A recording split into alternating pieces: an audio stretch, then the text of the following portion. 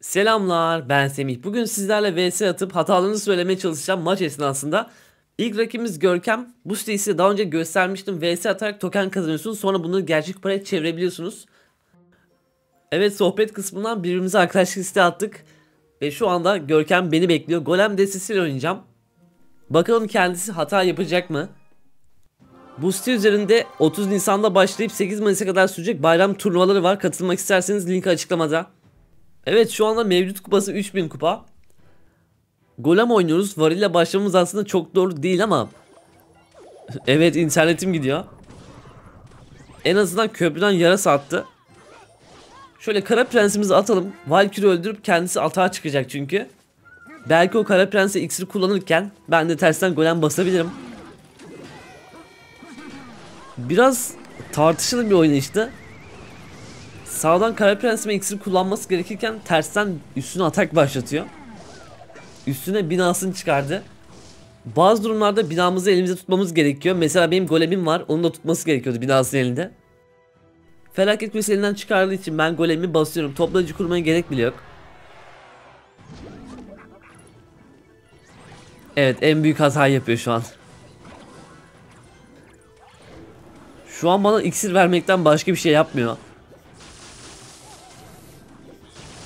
Evet, kuleme vurmuş olabilir ama ben şu an maçı kazandım. Direkt peşin peşin iyi oyuncu dedim. Köprüden bayağı iksir attı golem attığım için.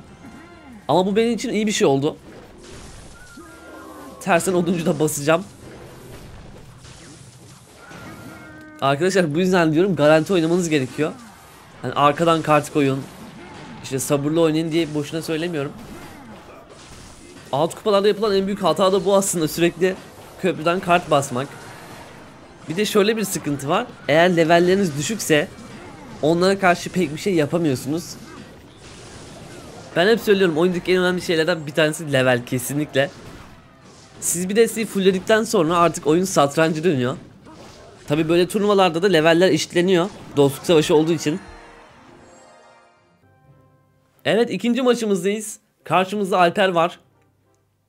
Bu desteği kullanacağım, mezarlık dondurma destesi. Şöyle istek gönderelim, kendisi iptal etti. Evet, bakalım Alper ne oynuyor. Bazı arkadaşlar soruyor seni ekleyebilir miyim diye ama listemde gerçekten yer yok.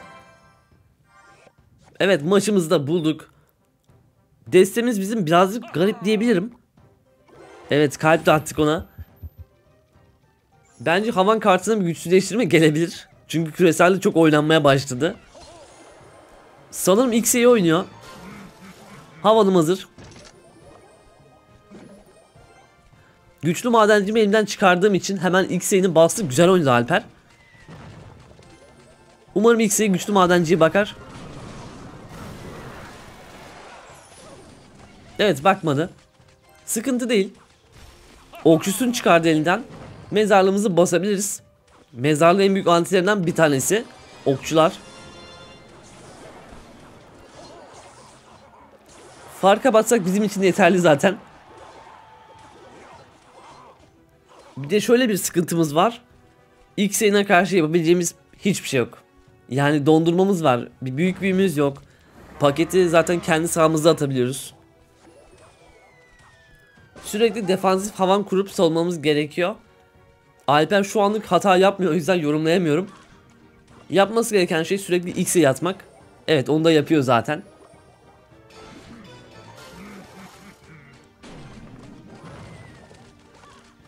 X'e yıkabilirsek çok güzel olacak.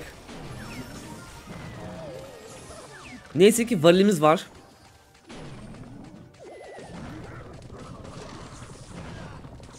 Yalnız Alper'in yapması gereken şeylerden bir tanesi varilimi doğru dürüst tutmak. Yani varili attığımda etrafına iskelet atarak X'e'nin koruması gerekiyor. Bu da X yaycıların güzel bir refleksidir. Aynı şekilde havanı korumak lazım. Bu arada çarpı 2 giriyoruz. Belki maç bizim tarafımıza dönebilir. Defansif X'e'yi kurması gerekiyor bu arada.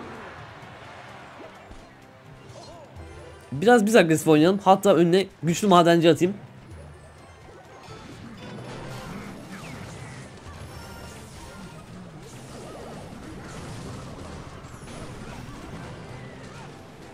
Evet, güzel gidiyoruz. Gene okçuların elinden çıkardı. Tutması gereken bir kart elinde.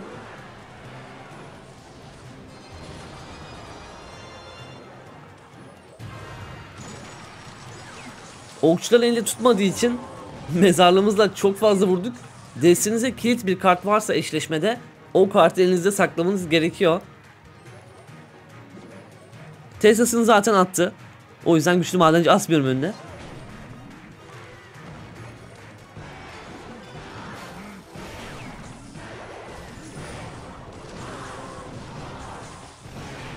Havanımızı çok güzel koruduk.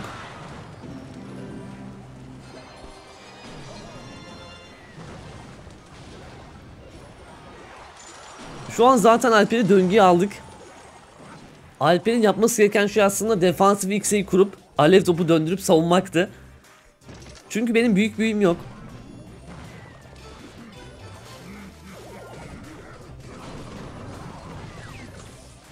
Bundan sonra işi çok zor. Defans Fixie aslında çok fena çalışabiliyor. Mezarlara karşı uzaktan tarıyor bütün iskeletleri. Dondurma atsam da X-Ray'ini atamıyorum. Keşke öyle oynasaydı Alper. Ben defansıma yatıyorum, sürekli defansif havan kuruyorum. X-Ray'ine karşı kritik bir hamledir defansif havan.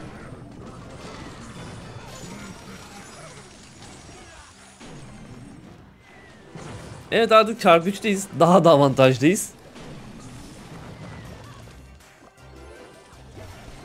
Gene defans havan kuracağım.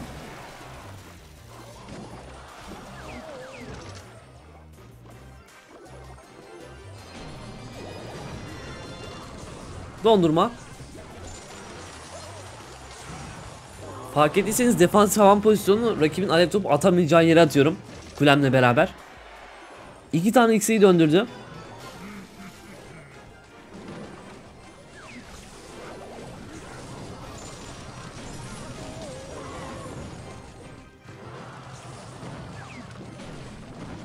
Barbarımın vurmasına izin veriyor sürekli X-Ray'ine karşı.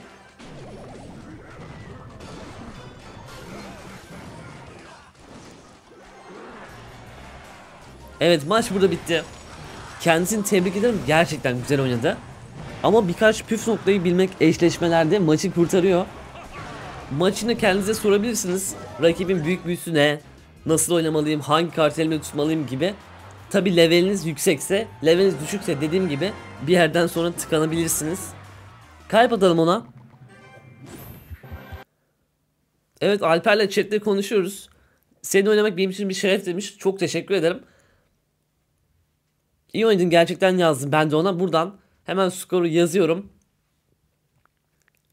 Bir de bayağı yüksek token için kapışmıştık. Teşekkürler, videoda kendimi görmek isterim yazmış. Evet, videodaki 3. maçımız. Normalde ben videoyu bitirmiştim ama şimdi sonradan çekiyorum bunu. Çünkü baktım video çok kısa olmuş. Karşımızda Lander var. Ve hemen oyundan birbirimizi ekledik. Bu desteği oynayacağım. Hemen kapışalım. Bu arada bu siteyi yayınlarda falan kullanabiliriz sizinle kapışmak için. Evet, dev iskelet 1. destesini oynayacağım. Tabii ki de ruhlu açılış hamlesi yapıyorum. Rakibinizle kapışırken rakibin profiline bakıp destesini anti alabilirsiniz. Tabii ben bu videoda yapmadım bunu ama buna analiz deniyor. Ve analiz e-spordaki en önemli şeylerden bir tanesi. Bence analiz yapmak da oyuna çok fena zevk katıyor.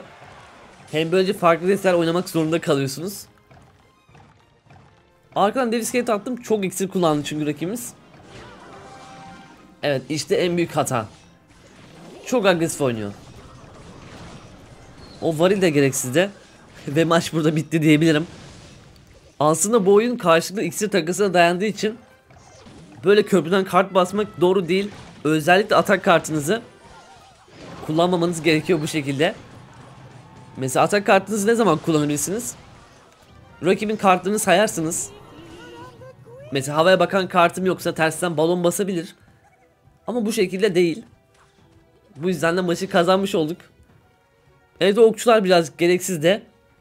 Bazen küçük hasarlara göz yummak gerekiyor büyük hasarlar vurmak için. Korumalar şimdi sağ tarafa gider, baskı yapar. Evet, 5 iksir kullandı sağ tarafta.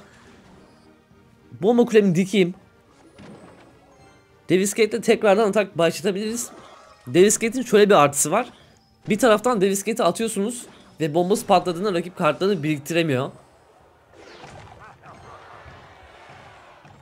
Mesela şu anda balon atması mantıklı değil çünkü elimde kraliçe var. Evet, çok iksir karındayız belli ki. Hala kart koymadı. İksir karında olduğum için domuz binisini basıyorum. Hep bir sebebim var atak kartımı atarken. Çok da güzel bir tomruk. İskelet ordusu için atmıştım zaten tomruğu. Hani rakibin tahmin edemeyeceği şeyler yapmak da önemli aslında. Mesela başka bir kartla savunabilirdi belki domuz binisine. Gene atak başlatıyorum. Sağ tarafı zaten tomrukla alırız. Evet, kartların köprüden basmaya devam ediyor. Soldan birincimizi atalım ve maçı bitirelim. Ama şunu fark ettim. Şu anki rakibimizin destesi sıkıntılı. Mesela bazen gerçek hayatta da beni izleyen insanlarla karşılaşıyorum. Ve hepsi kendi destesiyle oynuyor.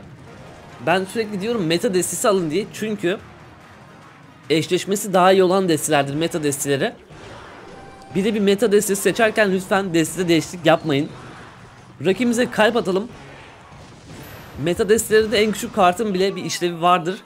Nereden bulabilirim meta desteleri derseniz, oyun içinden sıralamadaki oyunculardan bulabilirsiniz desteleri veya TV Royale'den veya çeşitli siteler var veya ben videolarımda anlatıyorum nasıl oynanacağıyla beraber.